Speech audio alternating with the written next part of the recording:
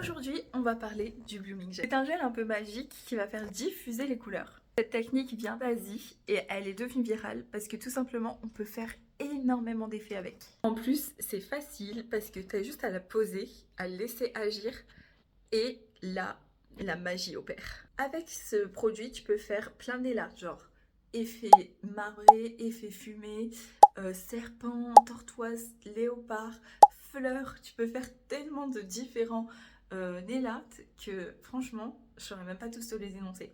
Si tu veux apprendre à faire un nail art en particulier, mets-le moi en commentaire et je t'expliquerai tout ça. Cependant, tu as 3 techniques à connaître pour pouvoir l'utiliser comme il faut et je vais te les donner tout de suite. Numéro 1, ne mets pas une couche trop épaisse. Franchement, ça sert à rien de mettre une couche trop épaisse, à part le faire baver de partout et que ça coule de partout sur tes cuticules ou que ça te rajoute du relief à ta forme, que ça te la grossit, etc.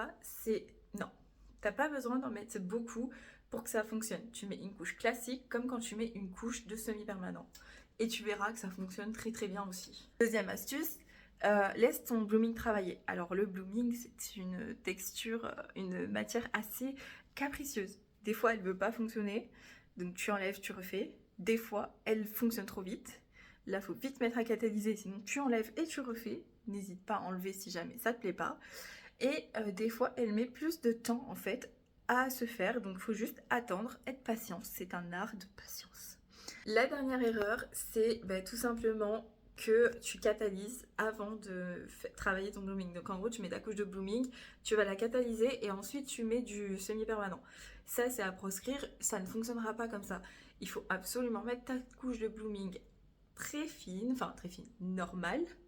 Tu mets ton gel, tu attends et ensuite, une fois que le résultat te convient, tu mets à catalyser. Si tu suis ces étapes, en tout cas ces conseils que je te donne, tu verras que c'est hyper facile à utiliser. Et puis en plus de ça, c'est des nail art hyper rapides à faire, qui prennent pas plus de temps que ça, qui demandent pas énormément de technique. Souvent on fait juste des points avec un dotting ou des traits avec un pinceau. Et franchement, tu verras, c'est trop bien. Tes clientes, elles t'en demanderont encore et encore. Donc si tu as des questions sur le blooming en particulier, n'hésite pas à me mettre un petit commentaire.